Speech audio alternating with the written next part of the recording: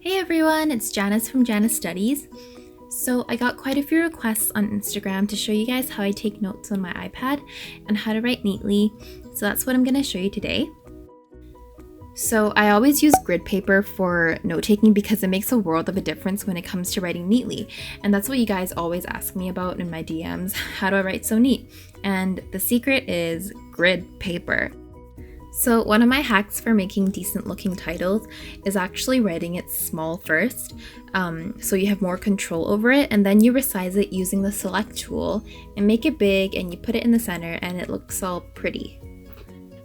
And then I just like to get a little bit fancy by going over the title with a highlighter, using like a nice color, but I guess in this case I chose gray. As for writing actual content, I usually just write how I would write on a normal piece of paper, but I found that with the iPad I actually had to play around with the position of my hand just to make sure it gets comfortable, and it's actually different from my hand position when I'm writing on paper. So the Apple Pencil is pressure sensitive and GoodNotes recognizes that. So whenever you're taking notes, you want to make sure that you're applying consistent pressure with the Apple Pencil.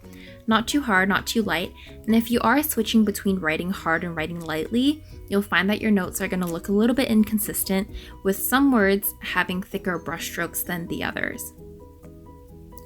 You also want to make sure that you're applying pressure that is comfortable for your hand so that you don't get tired.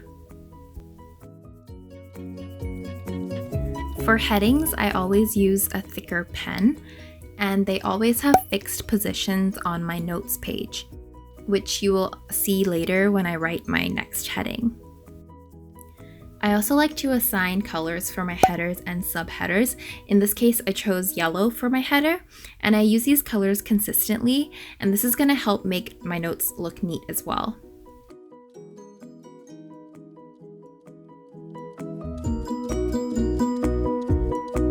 Another thing that I love doing is adding images to my notes.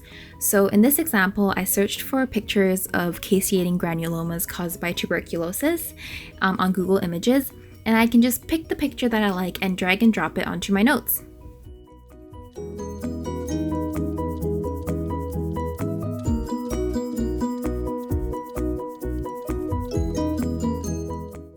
If the image is not already labeled, I like to write my own label on it just to make sure it's more organized, and then I know immediately what it is when I look at it. So that's what I did here. Then I just continue taking the rest of my notes using a consistent format, with the pen being thicker for headers and the same highlighter color for the headers. As you can see, I also like to skip lines between sections just to make sure that it's more neat and more obvious that I'm talking about different things in these sections. If I'm feeling a little adventurous or a little creative, I like to add my own little illustrations where blank spaces are.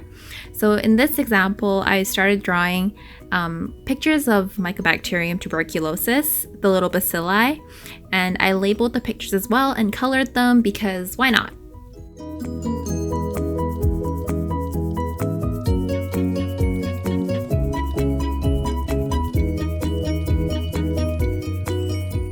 The last step to making your notes look neat is, of course, changing the paper template back to blank paper.